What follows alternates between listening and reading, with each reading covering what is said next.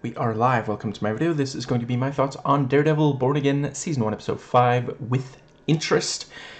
And the episode is probably rated TVMA. That would be my guess. It doesn't say here on IMDb. Anyway, pretty sure it is. Definitely this video is. And the video will have spoilers for the episode and everything MCU leading up to it. And yeah, love the episode, love most of the MCU. Let's dive right in. So yeah, this was kind of a bottle episode. I suppose the people behind it were banking on there being enough interest stocked that we would be okay with an episode that doesn't really further the overall plot. Personally, I thought it worked. I really thoroughly enjoyed this episode. And yeah, let's see, I could appreciate that it really hits the ground running. Like, it doesn't take forever to get to the, there's a little bit of like introductory stuff before the bank robbers enter the picture, but yeah, and I also thought that was really effective. Like the thing of like, oh, we just got married, we're opening a joint checking account. They're so excited. How often do you see people happy at a fucking bank? Like, that's how, like, newlywed these two are. That they're, like, the bank. Next, we're gonna go to the DMV.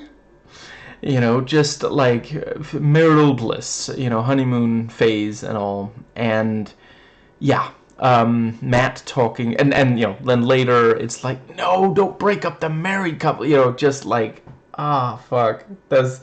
Like, it's cheap, it's really manipulative, but it fucking worked. Like, I was like, no, you can't do this, yeah, and Matt talking to Yusuf, love seeing him again, and, yeah, the thing about, you're a good lawyer, but a bad investment, and just the, I'm sorry, we just can't help me. Oh, that's the most polite no I've had all day. And, the couple of little things, where they mention, Ms. Marvel. And, even, he doesn't say my daughter is Ms. Marvel, but he does say my daughter Kamala, so, shit, am I pronouncing it right? I swear I'm not trying to be disrespectful. Yeah. I don't know. It's kind of, it's one of those things where, like, oh, the people making the episode, I guess, just think, oh, people who really got way into the Ms. Marvel show and in general her character and her supporting cast, I don't know if we drop enough little hints and Yusuf is characterized and acted well, that people are, it's like gonna rub off on this episode, and I don't know. I thought it absolutely worked. Yeah, I was trying to think of a funny way to do a fake out, and just, yeah, I will say, when you say Ms. Marvel in the MCU, and I don't see Iman Vellani there, that is like half a point off, but overall, just, yeah, and the little things about, oh, I got her a piggy bank, and, we try to impart our values on the next generation, and, just, and he's such a fanboy. Like, he's really earning that world's greatest dad mug. He's like, oh, my daughter's amazing, my family's amazing, here's Ms. Marvel, we made a custom Funko, which I don't know if that's, like, Disney are known for, like, it's called product placement when it's your own brand of product, but, they're always trying to sell us, merchandise, so I can't help but wonder if that's like, oh, hey, in case you two want a Ms. Marvel Funko, go to the store. And yeah, the really, really great tension from the bank robbery element. Cool to see Angie Kim again. But yeah, the bank robbery, they enter, and Yusuf really impressive that he is able to keep such a cool head. He tries to, get on the phone, call Al Pacino and tell him Robert De Niro is here, and the all the cameras, the security cameras go out, and Steve-O, and Stevie, yeah, you get it, all enter. One guy actually tries attacking one of the, I think I'll call them the colorful bunch, because each of them has primary color, a color, certainly, hood on, and at first it might seem oh wow, that guy is just super brave. In reality, it's a misunderstanding. He thinks that he's attacking Ben Affleck, which, yeah. Let's see. Then we have... To be fair, Ben Affleck wasn't quite as hated back when he made the bank robber movie. Now, let's see. Yeah, I love Matt lawyering during the actual, just... Yeah, and him being walking back in, because he's not gonna let them just... he's risking his life by going back in there. And I thought they did a really great job with, just because it feels like the kind of thing Matt would do, just, and yeah, he's I appreciate that you are giving me a chance to leave, and all I'm saying is give it to the husband, just yeah. It really, the lawyer sense does not turn off, he just, yeah.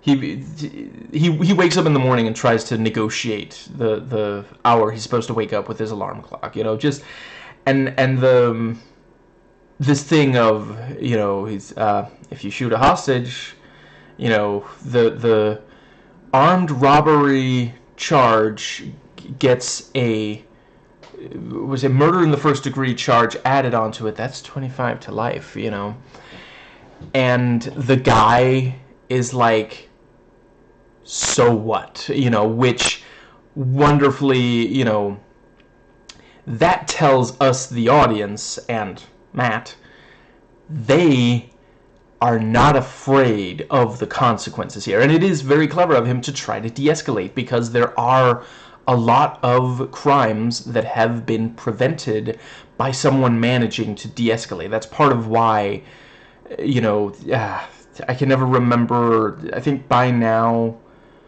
is it called defund the police, or is it abolish police? I can never remember. I mean no disrespect, but one major point is gotta train to so that de-escalation is more valued rather than all this violence. But yeah, that's what the scene tells us, the audience, and Matt.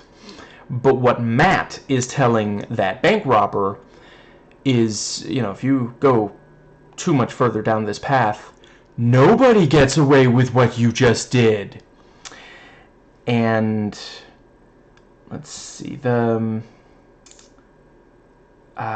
I have a great job on the thing with, the leader, Devlin, I think, it tells Angie, well, yeah, you have half an hour to get transportation, and then, and I quite appreciate, he's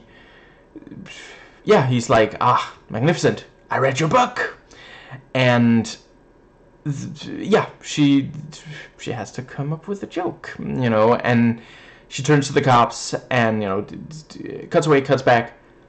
None of you can think of a joke, which, I mean, 100% ACAB, but I think maybe the stress of the situation is why they can't recall the name of even one member of the Trump administration. And I will say, the joke that was pretty good, yeah. That leprechaun is going to have to get up on the hollow pad to be called Penguin Fucker.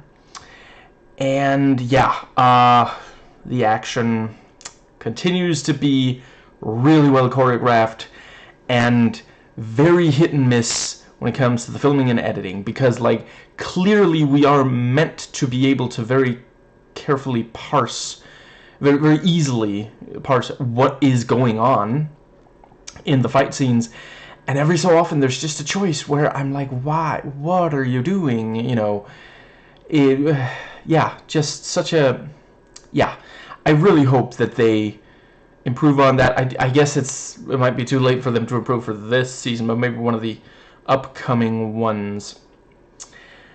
And I will say, really great idea, that you know, he has to keep it quiet, so, you know, the way he's fighting that one guy on the stairs is very informed by having to keep quiet. You know, because, like, in some ways banks are like libraries, you know, and you really don't want one of the bank people who are already hostages to have to walk in. Shh. And the shotgun starting to tip. This really is, someone is as excited about the Incredible Machine games as I am, who's working on the show. But yeah, that was such a great bit. And let's see, using the tie was also quite clever. Had kind of a Bourne feel to that. Yeah, and the fight near the end of the episode, same thing, you know, great. I love how dirty people fight on this show, and, you know, yeah, very true to the Marvel Netflix shows, or is it Netflix Marvel? I can never recall.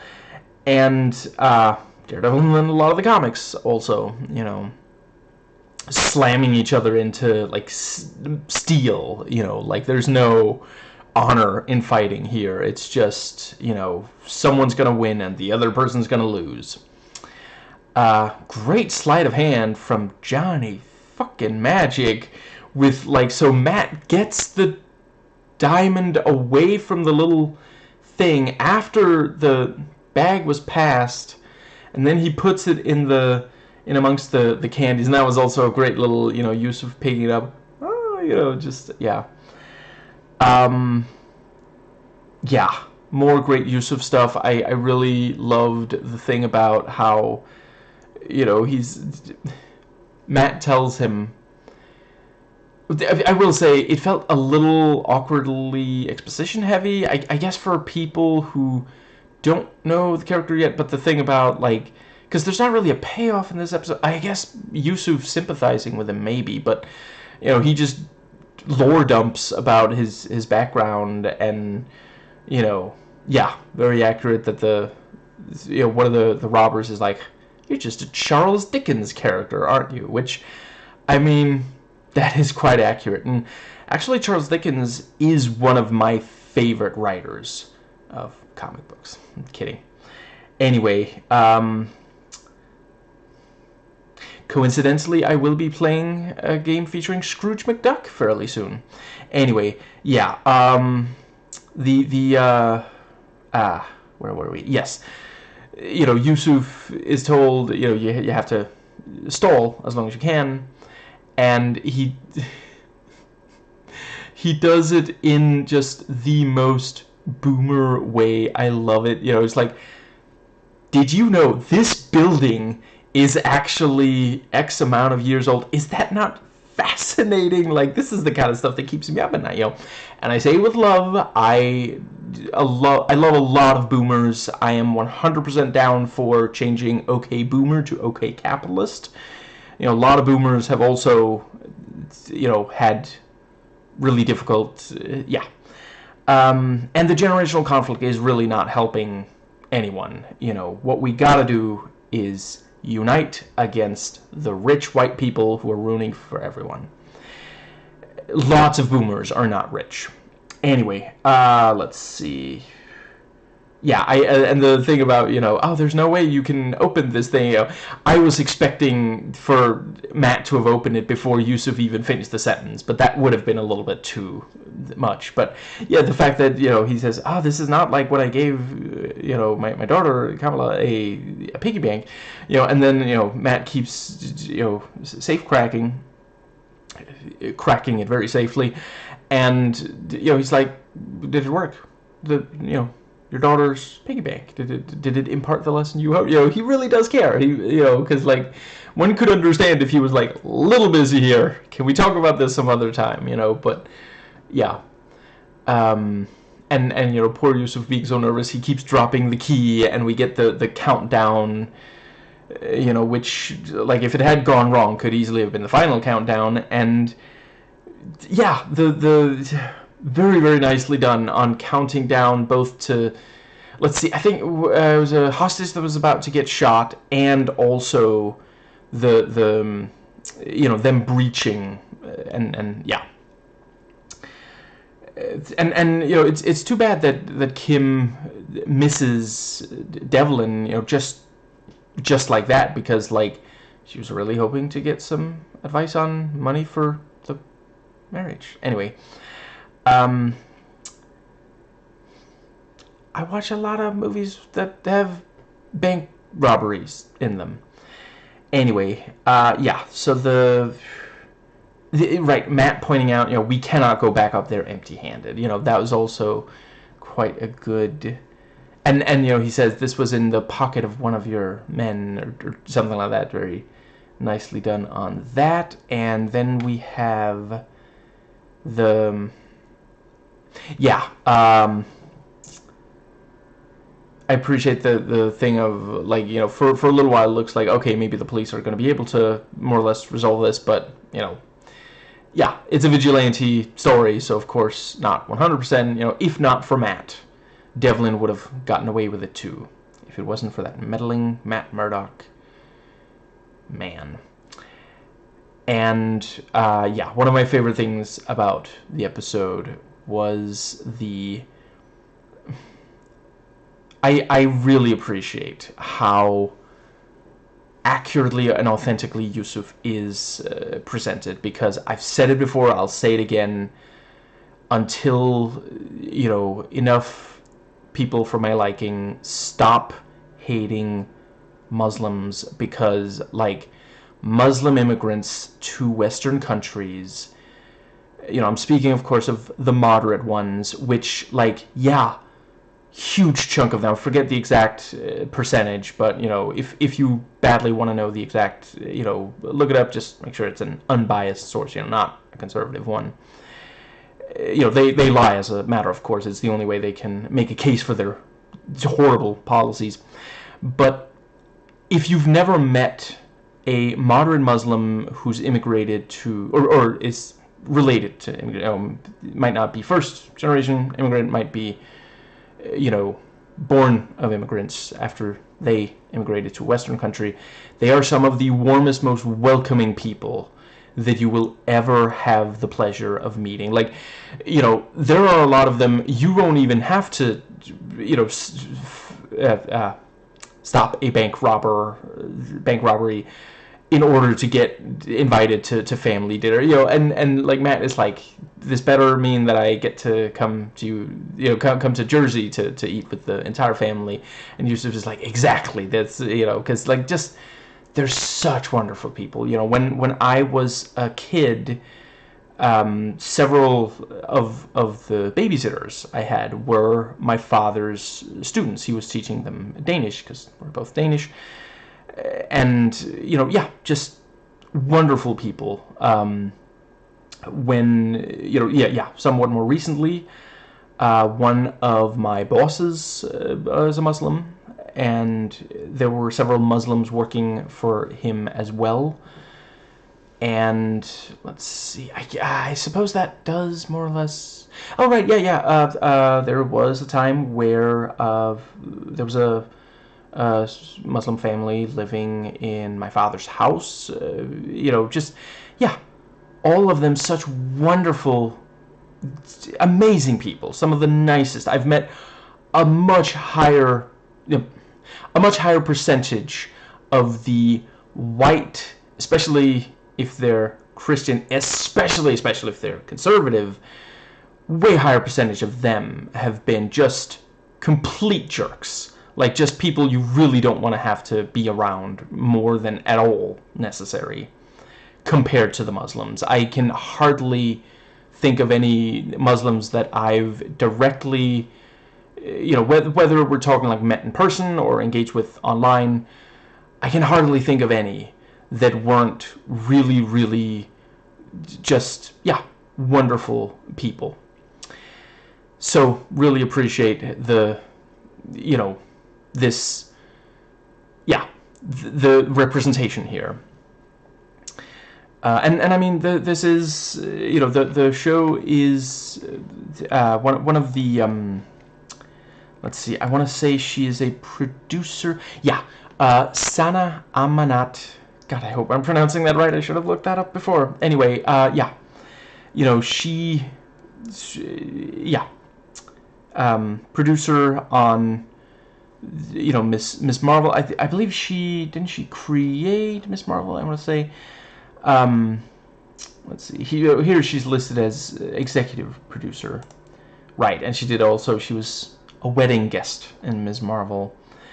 Yeah, executive producer on this as well, and some other, you know, Marvel things. Oh wow, it's actually like there's only one thing she's produced that isn't a Marvel thing. The Muslims Are Coming, a comedy documentary. Cool. Hey, Lewis Black. Janine Garofalo. Asif Manvi. Yeah, some incredibly funny people in this documentary. I might have to try to see if I... David Cross. So I guess not everyone in it is funny. I'm just kidding. I'm actually quite big fan of his. I love when he pops up in stuff. He has some of my favorite bits on Just Shoot Me, for example. Anyway, and I believe she also created Ms. Marvel in, you know, the comic. Anyway, I'm getting way into the weeds here. Anyway, yeah, you know, I wouldn't rule out that the fact that she's involved in making the show is part of why we're getting such accurate and positive representation of Muslims. But yeah, like, I'm sorry, I know a lot of conservative Christians don't like when you say, you know, when you point out these facts, and I am truly deeply sorry that I'm not sorry, because it's just true. Like,